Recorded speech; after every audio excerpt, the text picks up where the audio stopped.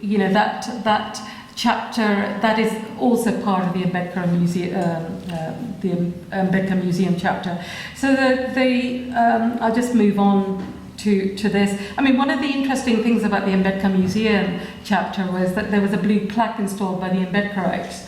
And there's a wonderful portrait of Glenda Jackson standing outside at the unveiling. You know, I mean, she's my hero, and if you don't know her, she was an actress and also an MP. So alongside that, you know, India's constitution outlawed untouchability. Dr. Ambedkar was instrumental in developing the constitution. And for those who left India, they hoped that they'd left their caste behind as well, and caste discrimination behind.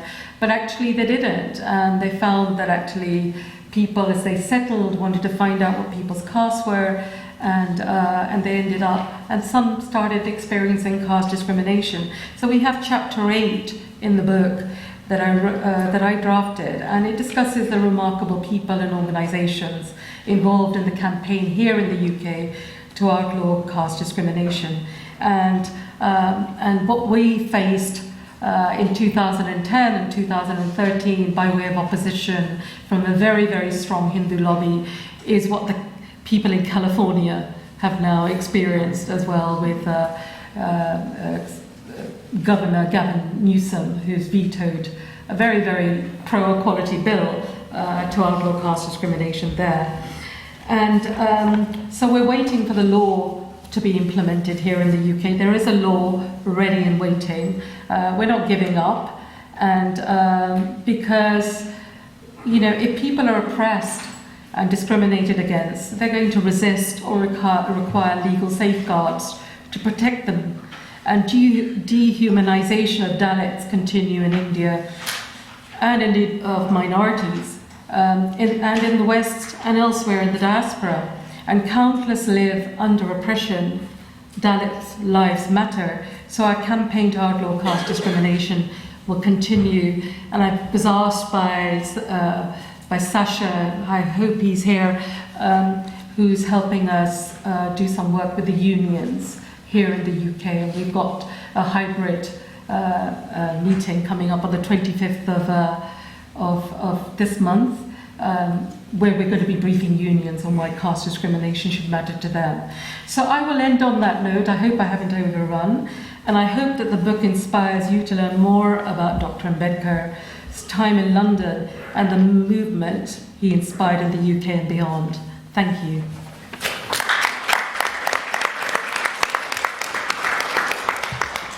Santosh, that was beautiful, seeing how, you know, people travel and ideas travel, good ideas travel and bad ideas travel as well. That's a great way to get us started with this project. Before I invite our next speaker, I do want to mention that our online audiences, if you want to buy the book at the discount that Santosh just mentioned at £15, a discount code is being sent to you in the chat box. So please use that, and those in the room, you can buy the discounted book outside after the event is over. With that, I have the pleasure of inviting our next speaker. William Gould is the Professor of Indian History at the University of Leeds, where he teaches and publishes on the history and politics of South Asia. William. Okay, thank you very much. Thank you everybody for coming to our second book launch, and thank you to all the organisers. This is wonderful to be here today talking at LSE, very important base for Dr. Ambedkar's education. I'm going to start off by talking a little bit about how I met with Santosh. We actually got into a conversation in the back of a taxi following a Radio 4 programme, Beyond Belief. You may have watched Beyond Belief or listened to Beyond Belief on Radio 4. And BBC were focusing unusually on Ambedkar during the Indian independence celebrations, and we were both invited to speak. But what was most exciting in meeting Santosh was to hear about the purchase of 10 King Henry Road. And we talked about that as we drove back from that recording. And then kind of serendipity happened, and I just happened to be kind of texting and trying to find out about what had happened to the 10 King Henry Road, the Ambedkar Museum, excuse me. And I saw that Camden Council's enforcement notice was there threatening the closure of the museum, so I sent a message to Santosh asking whether she needed any help, thinking she might, knowing me as a historian, might say, well, you could maybe write a letter to a newspaper, or you could, do something of that nature, do some research for us. And instead she said, would you like to appear as an expert witness in the public inquiry? And I kind of very nervously quickly called up a couple of other people I knew who I thought would do a much better job than me, but they could not do it at such short notice. So I agreed to that. And as Santosh just said a little bit earlier, we did a lot of work trying to pin down Ambedkar in London and try to kind of connect him to 10 King Henry Road. And we, in the process of doing that research, like excited teenagers sending each other WhatsApp messages about bits of discovery that we made. And it also included somebody called Jesus Cherez, who's based at the University of Manchester, who really helped us do that work. We came to realise how important this phase of Ambedkar's life and career was in London, albeit a period of his life that's not very, often not very written about in much detail or depth. It's not often as a historian you get a chance to give evidence in front of a public inquiry and to get cross-examined by a barrister. But in the end, I actually quite enjoyed it because we just had such a great case. We had such a strong case, a lot of public support. And we had done a lot of interesting research in the background. So after as Santosh just mentioned, after the public inquiry, we were walking back to the railway station with our barrister, who I have to say I was so glad we were on the side we were on, because he was a really, really formidable character, and I'm glad he wasn't cross-examining me. And one of the things he said, and we discussed, was, why don't you think about putting together a book about this? Because there is really an opportunity to write about both the museum, the house, but also Ambedkar's life in the 1920s in London and the legacy of Ambedkar in London. So that's what the book, as Santosh has just described, is really about, and it's divided into two parts. The first part contains contributions from myself, the barrister who worked on the public inquiry, Stephen Gastrovich, Sue Donnelly there, and Daniel Payne, Christoph here, and Jesus Cherez, who I just mentioned. And that section of the book, as you'll see, moves from the London years themselves through Ambedkar's career in LSE, Gray's Inn, the 1920s transitions, to Ambedkar's return to London in the 30s. And then the second part, mostly created by Santosh, Arun Kumar, Jamie Sullivan and Kevin Brown, brings us back to the house, the public inquiry, the Ambedkarite movements in the UK, the movements for caste law reform. And then we have a chapter right at the very end by Kevin Brown, which covers the significance of Ambedkar to African American politics. Really interesting chapter. Suraj Yengde kindly agreed to come to write our foreword. So overall, it's a really interesting team of people, I think, of authors here. Not just academics, also non-academic professionals, a barrister, people from different looking at this from very different perspectives. A recent review of some of the, very recent publications that came out on Ambedkar, and there have been lots of things that have come out recently, suggested a gulf between a kind of Dalit-led and Anglophone writing on Ambedkar. And I suppose I felt a little bit unfairly we were placed in the Anglophone side of that, and I feel as though the book in some ways is not in either of those camps, really, given what Santosh has just talked about there in her brief talk as well. And what's unusual about the book is that it doesn't do the usual thing of just narrating his ideas or politics, but locates him and his ideas in particular spaces and places. So what do I think is important, I suppose, in the themes of the book? I'm going to talk about that in the last bit of my talk. I think it locates his life very much, at least in the first half of the book, in the context of interwar Britain. And Christoph's going to talk a little bit more about that 1920s period in a moment, I think. And this is important, I think, for me, for three reasons, which I'm going to talk about in relation to my own chapter. First, I don't think so much work has looked at Ambedkar's intellectual life in London during these formative years as a student, somehow managing to research and write up his second PhD whilst also studying at the bar. Most biographies skim over this phase of his life. In some cases, we found that the details and the text, the ideas there are a little bit out or a bit vague. But we felt that this phase of his life deserved more detailed and proper attention. We don't claim in the books that somehow his mature, radical ideas on caste were formed in this early 1920s period. In fact, Christoph's chapter itself clearly doesn't suggest that. It kind of argues that this isn't a phase in which those ideas were formed.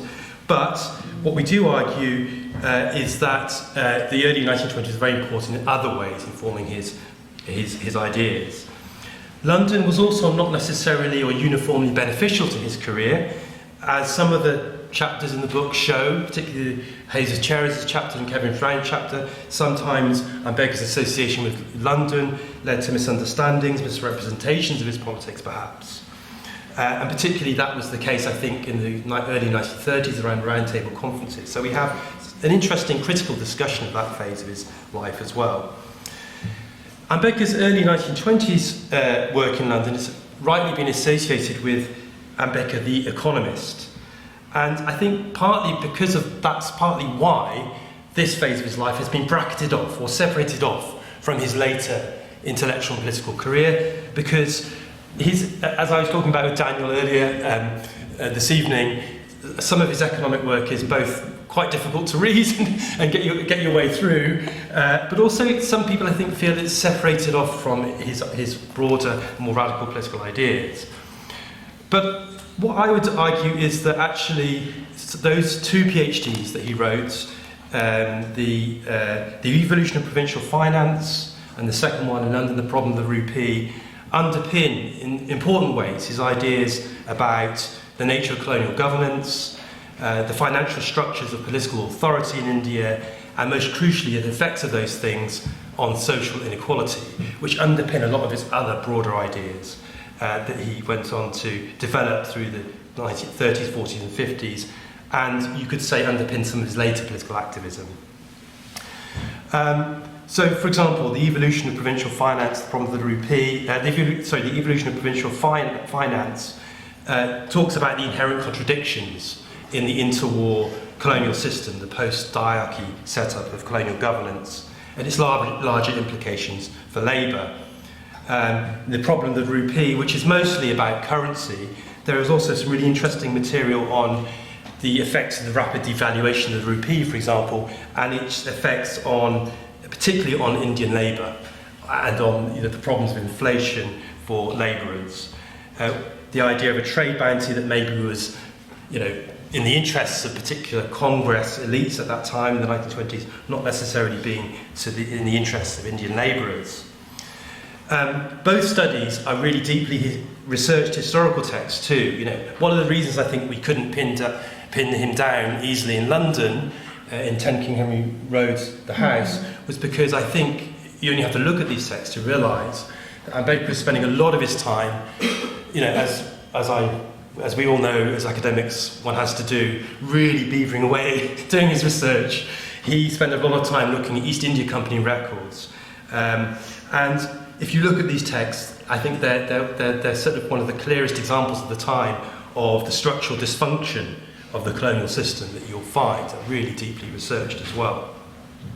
And they're really significant in the long term, I'd argue, for other later ideas of Ambedkar, including his ideas about economic citizenship rights, which of course he becomes an important advocate of for a period of time in the late 40s and 50s, during the Constituent Assembly debates, but also underpinning some of his ideas about the relationship between centre and states, the way he thought about the different structures of political governance. If you look at his book, Pakistan or the Partition of India, how he talks about the relationship between centre and state, centre and province, I think some of those ideas are developed partly through these earlier writings as well. The second big contribution of the book to me is the importance of Ambedkar's work and life for thinking about 20th century London, Britain, and the figures who shaped decolonisation in this era. And one of the things we found really surprising during the public inquiry was that Ambedkar wasn't actually that well known amongst the general British population. He's exceptionally well known, of course, in South Asia, but not necessarily amongst the general British population. And so we saw it as an opportunity to locate Ambedkar clearly in that kind of really important interwar period of anti-colonial thinkers of that time in Britain. And so I think Sue's going to go on to talk about this a bit more. We also looked at the other people who were studying with him at the time, just 1 minute, in 1 or 2 minutes, in LSE, for example. So people like Sien Vakil, Mitan Tata, Jain Varma. Mitan Tata was a very important activist for women's suffrage, went on to be the first Indian woman to get through the bar exams, I believe, in London. I think the first woman who went to practice at the Bombay Bar. Lots of other activists and important intellectuals studying at LSE in that early 1920s period. And so we were interested in locating him within this international activism, or these spaces of associational activism that were, lots of other people taking part in London at that time in the 1920s. My third point about the importance of the book, I think Santosh has already covered, and that is the wider internationalisation of Ambedkar's thought, which channeled through London, through Britain. One of the clinching arguments in the public inquiry was it wasn't me, Sally, it was a visitor's book which had been signed by lots of people from different organisations and backgrounds who'd come to visit the museum, Dalit organisations, for example. And the passion and the sense of emotion and power of those statements in the book, we felt we had to capture that history and that importance in this book. So, I'll finish there. The book is about how Ambedkar made use of lots of different kinds of spaces. It's about not just about narrating his political career chronologically, it's about bringing him back to the space of London and thinking about what that does to how we think about his politics and intellectual life. So please do get a copy of the book. It's been 2 copies. 2 copies of the book. It has been reduced in price. This is your opportunity. Just for the launch. Yes, just for launch. Yes, thank you very much again for coming.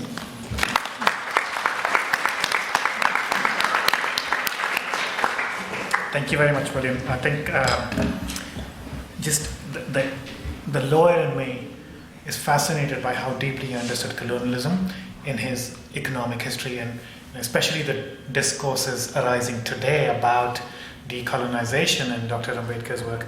I think that's a really critical part of his own development as a scholar, I think. With that, I have the pleasure of inviting our third panelist. Christophe Jaffalot is the Avantha Chair and Professor of Indian Politics and Sociology at King's India Institute and Research Lead for the Global Institute's King's College London. He teaches at Sciences Po Surrey, where he was the director between 2000 and 2008. Over to you. Thank you, Tarun.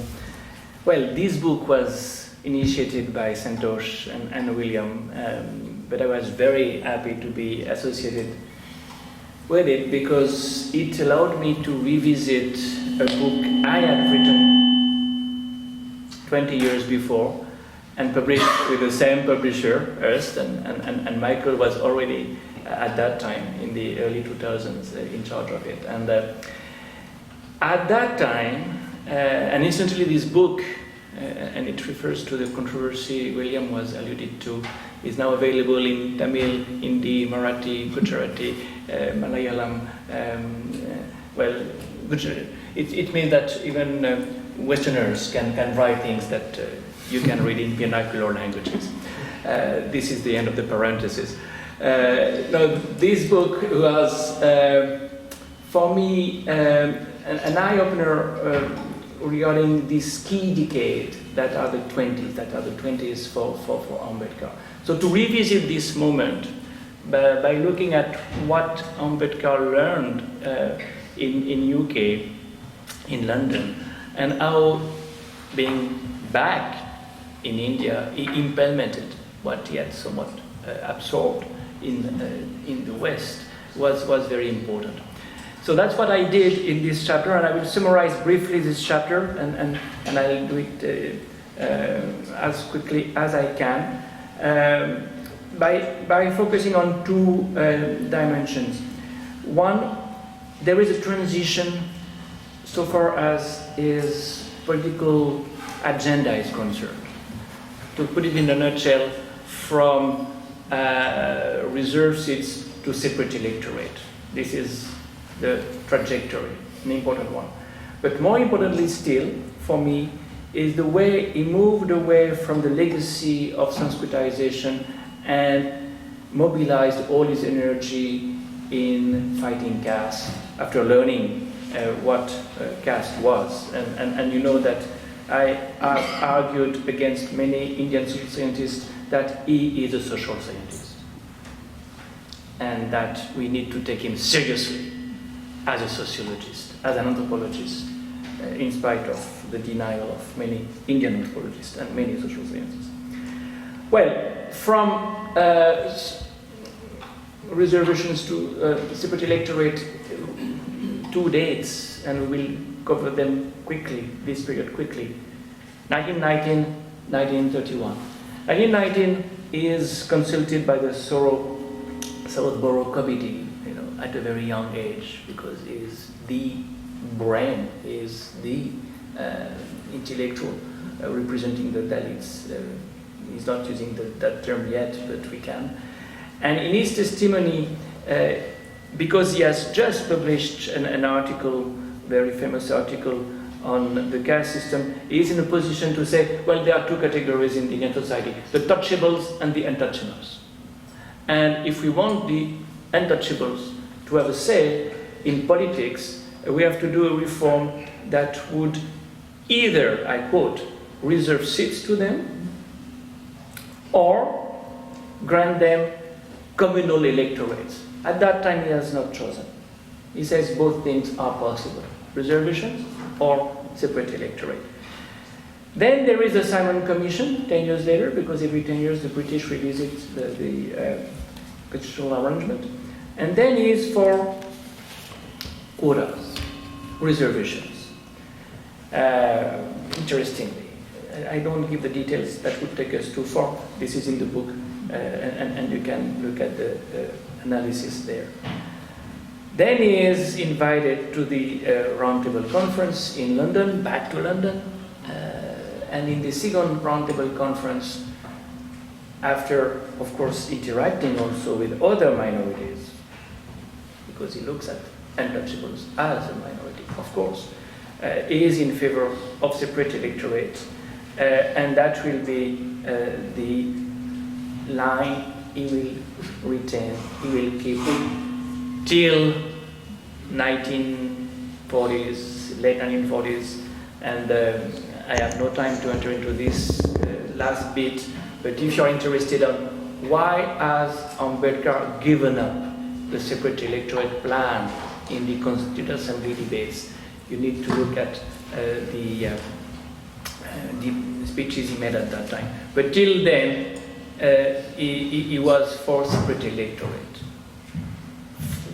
thinking that there was no other political future for Dalits except having their own votes and their own representatives. So this is the long 1920s, if you want. From 1999 to 1931, you have a shift from one political position to another one. What I find even more interesting so far as the intellectual trajectory of Ambedkar in the 20s is concerned is the way he moved away from the legacy of Sanskritization. That was the dominant discourse still then. And when we look at the Maha organizations or any Dalit organization at that time, they believe in Sanskritization. And he did so in the beginning, to some extent. When you look at the way he organized his Baiskrit Itakarini Sabha, known as the Depressed Classes Institute in English, you see that many demands that this Sabha articulated under his guidance aimed at integrating Dalits to the Hindu society. Temple entry, they wanted to worship in the same temples as Hindus. Access to wealth, they wanted, of course, to be recognized as legitimate in this. But of course, this is the turning point, because they could not get anything. And the turning point, if you want to find a date, is the Mahad Satyagraha.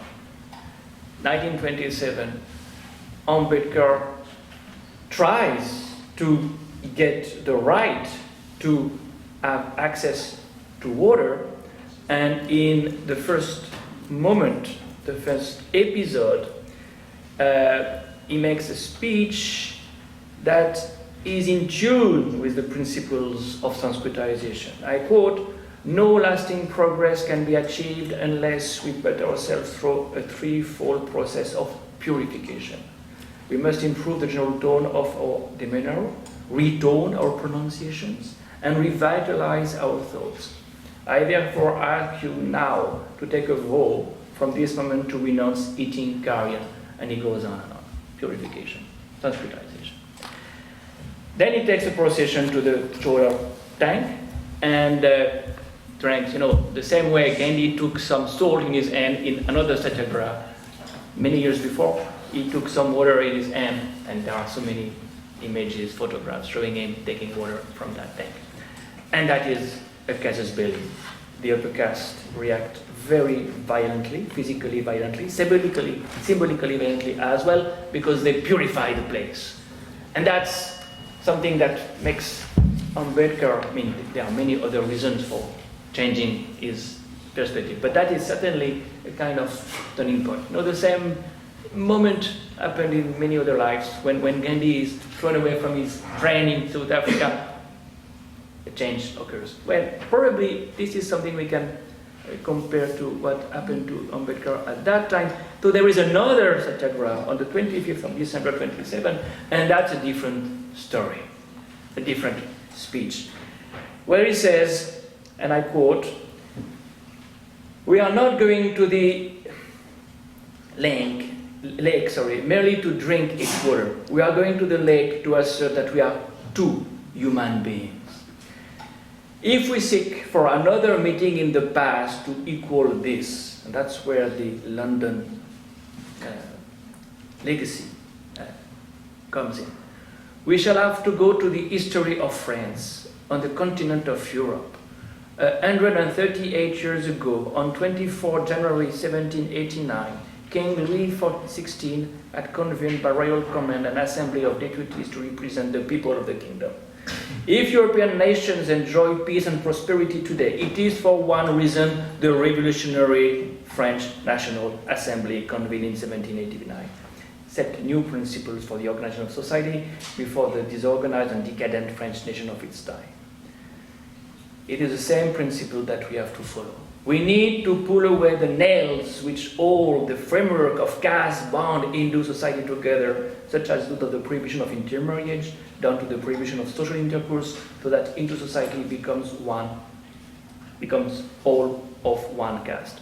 Otherwise, untouchability cannot be removed." But there are many, many ideas there. Untouchability is inherent in the caste system. You can't remove untouchability if you don't remove caste. 2, if you want a real republic, a real democracy, you have to get rid of the caste system. That's exactly the main change, and they will burn the manuscript the following day, and he will stop trying to ask for entering temple. He will decide to fight out of the temples, considering that there is no need to try to be part of the Hindu society, even in terms of religious practices. This is definitely a turning point that will lead him very soon afterwards to say, "I will not die a Hindu." And the decision he makes in 35 not to die a Hindu will find, of course, expression on the 14th of October 1956, when he'll convert to Buddhism. So this is really the transition decade when Ambedkar became the Ambedkar we know, and he's a different man certainly before.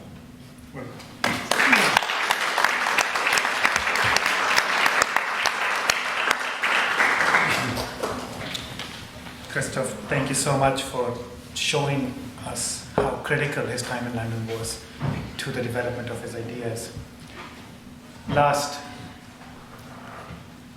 definitely not least because this is my direct connection with Dr. Ambedkar at LSE, is Sue Donnelly, who will speak to us about Dr. Ambedkar at LSE. But prior to her retirement in 2020, Sue worked at the LSE with the responsibility of development of the LSE's institutional archive in raising awareness of the school's unique and fascinating history.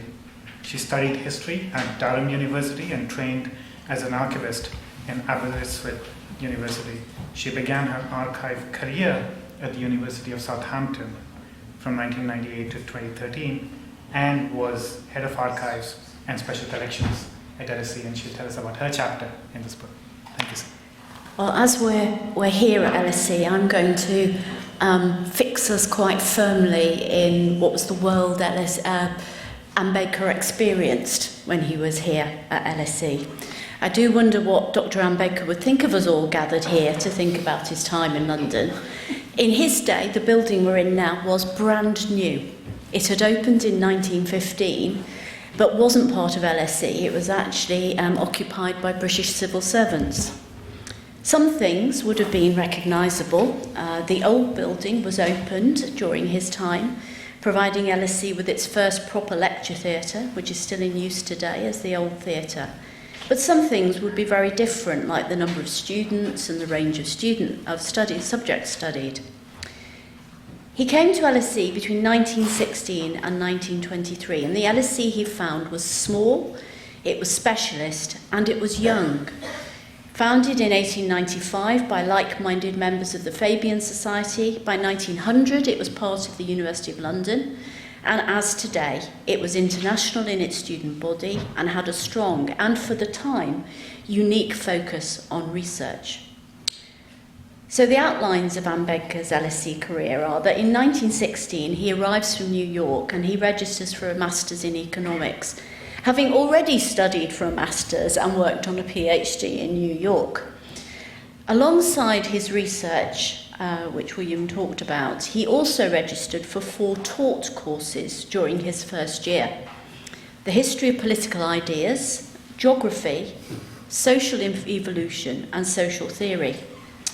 Truth be told, his student file indicates that he wasn't that good at turning up at most of the lectures. And he was keenest on attending the sociology lectures given by Leonard Trelawney Hobhouse.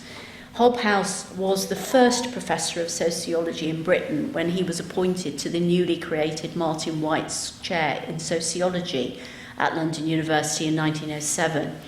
So it's probable that alongside his economics research, he was wanting to continue his broader thinking on society through sociology and anthropology that had also marked his time at Columbia.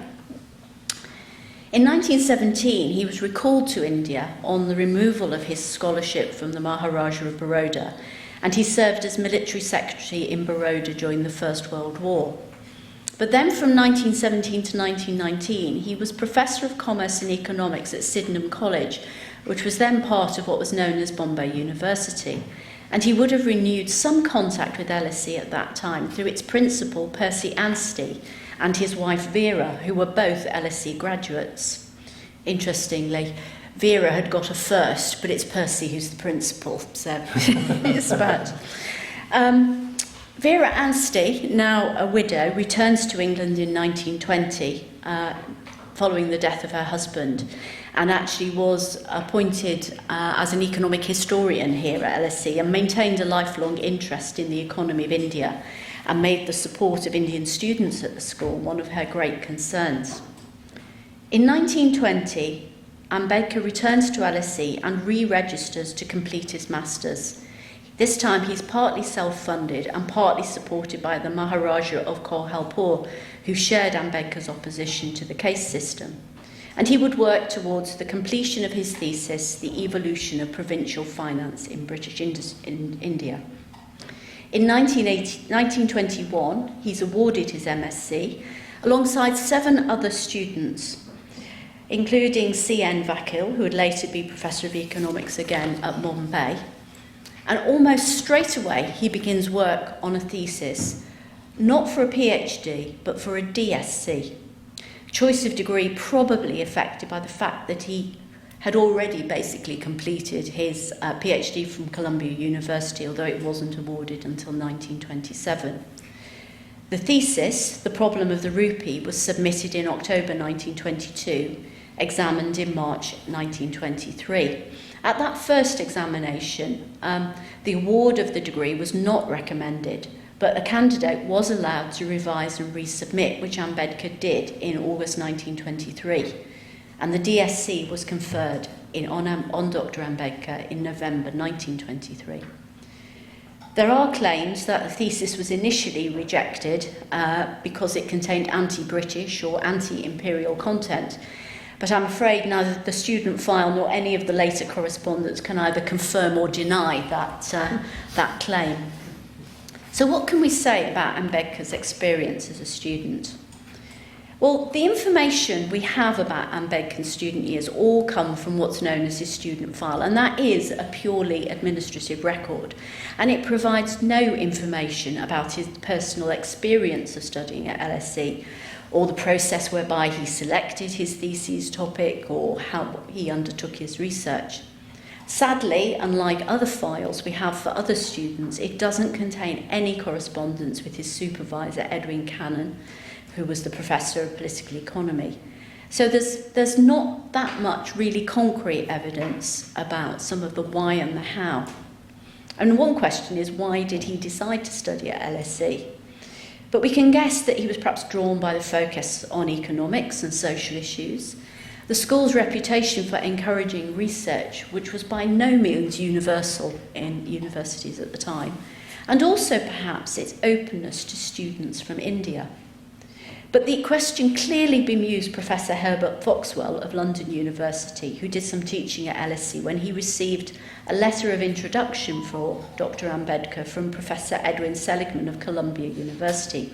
Foxwell commented, "I find he's already taken his doctor's degree and has only come here to finish his research. I'd forgotten that. I am sorry that we cannot identify him with the school, but there are no more worlds here for him to conquer." Clearly, Ambedkar didn't agree with Foxwell's opinion. We do know that the practice of having postgraduate students undertaking research was at the time relatively recent and not yet fully embedded in the British university system. Although the first DSc was awarded in 1860, the formal introduction of PhDs was only approved in 1919, so only 2 years before he began his research. Students were assigned a supervisor, they had individual supervisions, seminars and special classes, as well as access to the LSE Library and the British Library. All doctorates required the submission of a thesis, and candidates would have an oral examination and in some cases might have to submit an additional paper. The life of the research student, perhaps even more so than now, was a lonely one. In 1925, just after this time, the student magazine, the Clare Market Review, underlines the loneliness of the research student at that time. A research student works alone on a subject which usually has no personal interest for any other student. The fact that Ambedkar completed his second thesis within 2 years probably indicates that he spent his time working very hard at research and writing, and probably participated very little in the wider life of the school. Unlike some of his fellow Indian students, he does not appear in the student magazine or in any of the photographs of the period. His supervisor was Sir Edwin Canon, who had been teaching at LSE since its foundation in 1895. He was a graduate of Balliol College, Oxford, who had not fully taken an honours degree because of poor health, but then spent 10 years writing on economic subjects. In 1907, he became the first professor of political economy in the University of London, and his 3-term 60-lecture series on the principles of economics were the foundation of economic studies at the school. I think I'd give anybody a prize for sitting through 60 lectures on that. Ironically, he did not have a reputation as a good teacher, but his support for liberal economic theory left its mark on LSE economics. He does appear to have had a good relationship with his student, and in the preface to his thesis, Ambedkar thanks Canon for his support. His sympathy towards me and his keen interest in my undertaking has placed me under obligations which I can never repay.